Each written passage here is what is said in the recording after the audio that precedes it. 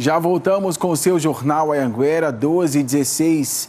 Deixa eu te contar que um policial militar morreu em um acidente de moto em Catalão. Vamos para lá então conversar com a repórter Aline Braga, que tem todos os detalhes para a gente. Oi Aline, notícia triste, boa tarde para você. Felizmente, né, Tiago? Boa tarde para você e também para todo mundo que está acompanhando a gente. Bom, esse acidente foi de madrugada, por volta de 1h, e envolveu duas motocicletas. Uma dessas motos era pilotada por uma jovem de 24 anos que teve ferimentos leves e já foi liberada do hospital. A outra motocicleta era pilotada pelo subtenente Índio Cláudio Miranda, de 43 anos de idade.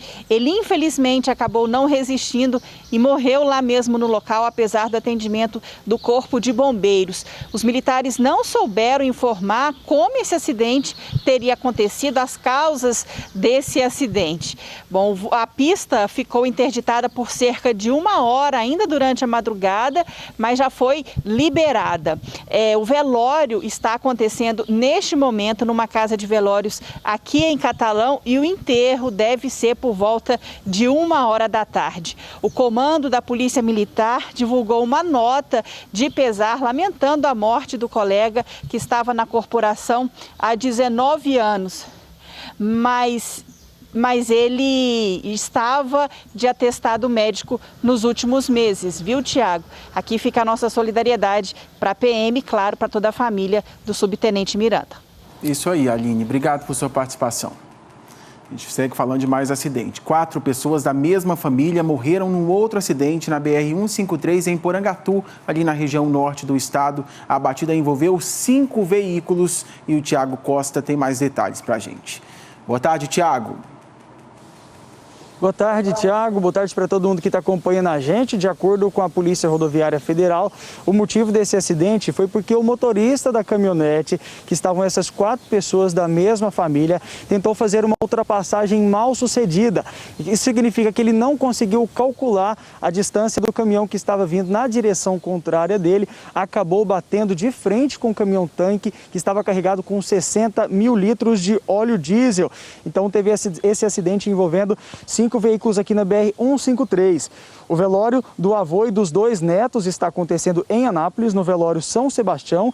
As homenagens começaram hoje por volta das 7h da manhã e o sepultamento dos 3 está previsto para as 1h30 da tarde, agora no início da tarde, no cemitério São Miguel, em Anápolis. Já o corpo da Cristiane Rocha Nogueira, de 42 anos, foi levado para Paraíso do Tocantins e deve ser enterrado também hoje. Lembrando que esse acidente aconteceu ontem por volta de 11h30 da manhã.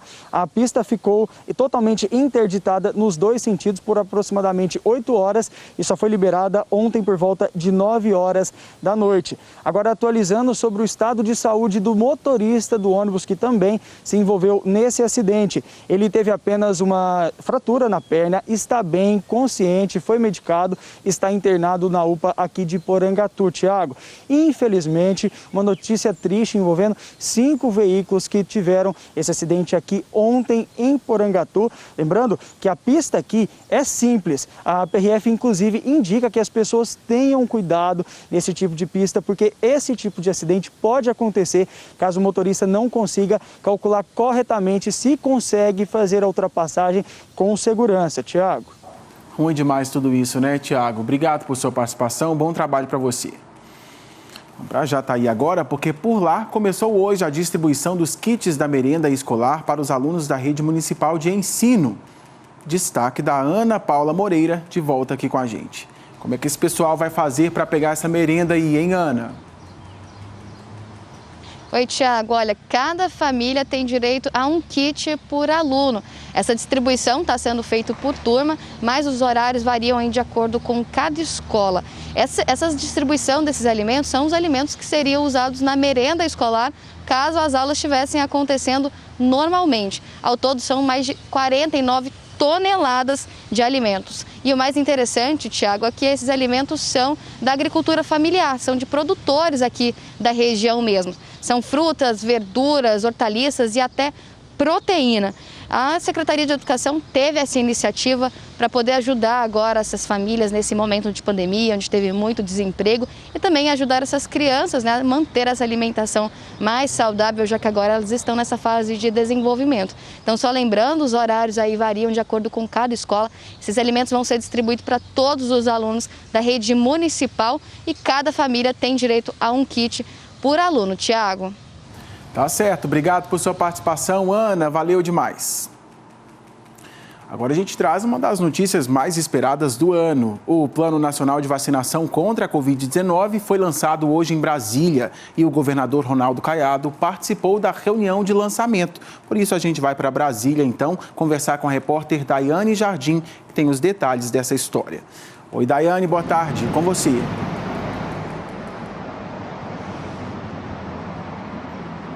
Ei, Tiago, boa tarde para você, boa tarde a todos que nos acompanham. Pois é, foi feito o lançamento oficial aqui hoje, né? A reunião começou com um vídeo sobre as vacinas que estão sendo desenvolvidas. O secretário de governo falou que 140 especialistas participaram da elaboração desse Plano Nacional de Vacinação. Ele tem mais de 100 páginas, deve ser entregue em breve ao presidente Jair Bolsonaro. Foi falado também sobre a questão da distribuição da vacina, que é algo muito esperado por todos, sobre como é que vai ser essa logística das vacinas assim que for aprovada pela Anvisa, né? Assim que ela for aprovada do governo federal para os estados, vai ter todo o apoio da Força Nacional, do governo federal, e assim que chegar nos estados para serem distribuídas aos municípios, apoio também logístico dos estados. Um dos pontos altos ditos aqui é sobre a confiança no trabalho da Anvisa, que a vacina escolhida pela Anvisa vai ser feita de forma criteriosa, de maneira que atenda toda a população, de forma a atender todos, começando, como já foi divulgado anteriormente, pelo grupo de risco, pelos grupos de risco, profissionais da saúde, idosos, profissionais de segurança e assim sucessivamente. A média para a vacinação desse público inicial, desse público de risco, desse grupo de risco, seria uma previsão de 4 meses, né? Não ficou claro ainda sobre a questão de quando essa vacina começa a ser distribuída, justamente porque ainda não tem a aprovação da Anvisa, não foi batido desse martelo ainda. O governador Ronaldo Caiado participou, assim como tem participado das outras. Parou um pouquinho para falar aqui conosco, Tiago, ele está aqui ao nosso lado, que a gente quer saber um pouquinho mais, está todo mundo ansioso também em Goiás para saber como é que fica a estrutura de Goiás para atender a essas necessidades. Governador, boa tarde. Foi dito hoje, né, uma das questões ditas hoje é sobre a distribuição das vacinas para os estados. Como é que a gente pode falar que Goiás está se preparando para receber essas vacinas em termos de estrutura, unidades de saúde, rede de frio? Olha, Goiás já está preparado. Tanto seringas, agulhas, EPIs, essa rede ela já é uma realidade, principalmente agora em que nós estadualizamos mais 7 hospitais nas macro-regiões do estado de Goiás. Então nós temos todo esse potencial para receber. Mas é importante também que possamos tranquilizar os que estão nos ouvindo, porque a vacina da Pfizer é que exige essa temperatura menos de 70 graus. As outras vacinas, elas estão sendo apresentadas e os testes estão sendo feitos com a temperatura do resfriador, da geladeira, tá certo? Não é nada diferente. E para aquelas da Pfizer, que deverão ser as primeiras a chegar no Brasil, mas num todo de 500 mil por mês, o que, sem dúvida alguma, vai dar a prioridade às pessoas que compõem os grupos, como você colocou, ou os profissionais de saúde, idosos a mais de 80 anos, e assim, gradativamente, nós vamos atendendo a população. Mas é dizer que essa parte, ao recebê-lo, nós daremos imediatamente uma capacidade de distribuição e a eficiência 100% na aplicação das vacinas. Como o senhor disse, há uma preocupação com relação a essa questão da vacina, por exemplo, da Pfizer, que precisa de uma temperatura muitíssimo alta, negativa, para que ela seja armazenada. Sobre os registros das vacinas na Anvisa, como é que está essa situação, governador? Bom, essa é o que nós... que realmente, como a Pfizer já tem uma certificação, tá certo, da Agência de Vigilância Americana, então ela é reconhecida internacionalmente. Ela chegando no Brasil, a Anvisa terá 72 horas, mesmo não tendo nenhum pronunciamento, ela já está autorizada a ser aplicada nos casos que nós estamos definindo como ações emergenciais. Agora, qual outro ponto que é importante que seja dito? é que outras vacinas estão sendo produzidas no Brasil também. Nós estamos esperando este registro para que aí possamos ter uma oferta muito maior. No momento que nós tivermos a Fiocruz e o Butantan, nós vamos poder ofertar 60 milhões de doses mês. Isto faz com que haja uma oferta real na capacidade de nós ampliarmos o Plano Nacional de Vacinação. Então aí a nossa capacidade é muito maior para atender toda a população brasileira. Pelo que o senhor está dizendo, então Goiás já está preparando um plano estadual ou tem um plano estadual? Goiás já tem um plano estadual. Nós estamos discutindo desde ontem um aplicativo, tá? Onde você, como aquele do Dados do Bem, onde nós fizemos aquela parte dos exames, do PCR-RT, tá certo? Nós vamos acoplar a ele, tá certo? Para que você identificou as pessoas com mais de 80 anos, com comorbidades, as pessoas que são profissionais na área de saúde, tá certo? Esses fazem parte do primeiro grupo. Então você identifica essas pessoas, que é um número menor, e você já indica o local, acerta a data e a hora que deverá ir lá tomar a vacina. Então nós estamos avançando neste aplicativo também, já que num primeiro momento o número ele é resumido ainda de vacinas a serem ofertadas. Tem uma dúvida que chegou aqui, que tem chegado para a gente também, governador, é que o governo está prevendo uma média de 4 meses para vacinar os grupos de risco. Isso nos estados, né, baseado na base de dados que o estado tem do grupo de risco. Existe um tempo mínimo para essa vacinação desse grupo de risco? Olha, infelizmente nós não temos essa capacidade de antever. Nós temos hoje, eu expandiria um pouco mais, não seria grupo de risco, mas que compõe uma faixa que é uma faixa mais vulnerável, diria assim. Dos 7 milhões e 200 mil goianos, nós classificamos em torno de 1 milhão e 800 mil goianos, tá certo? Isso aí seria algo que daria a nós um conforto enorme, no sentido de, mesmo o cidadão tendo amanhã o Covid, ele não estará tão amanhã penalizado, já que o grupo com maior risco já foi vacinado.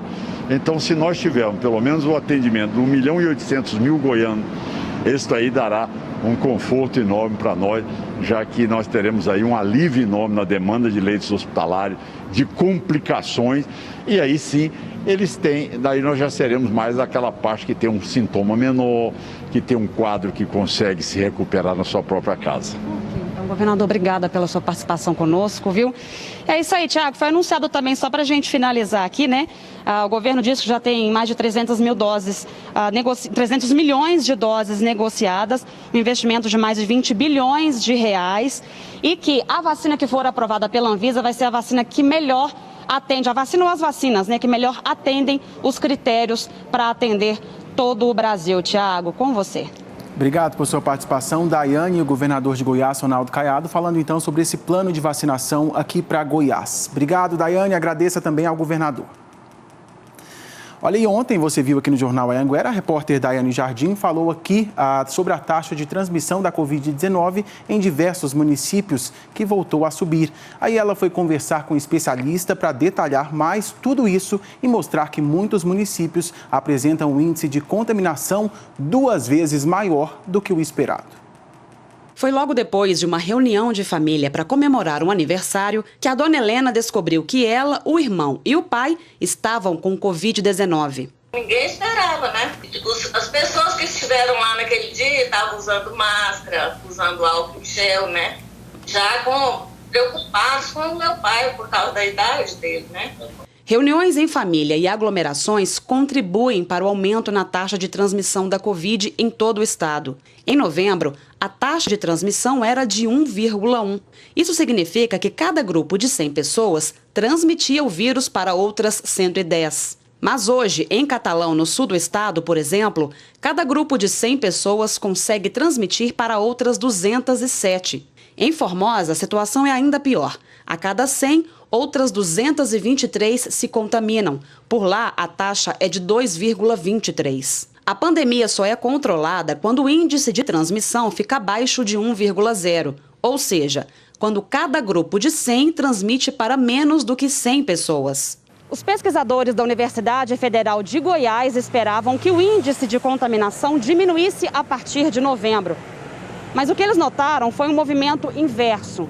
O levantamento feito por eles mostra que a pandemia continua avançando, situação que pode piorar ainda mais se a falta de cuidados contra a Covid-19 continuar. Várias medidas passam a ser flexibilizadas, você começa a ter restaurantes, começam a ter bares. Então, mesmo seguindo os protocolos, a chance de você se contaminar aumenta, porque você começa a ter mais aglomerações de pessoas, né? Se as pessoas, vamos dizer assim, não tomarem os cuidados, deixarem de seguir os protocolos, com essa velocidade que nós já estamos vendo aqui em Goiás e no resto do Brasil, nós vamos ter problema muito rapidamente.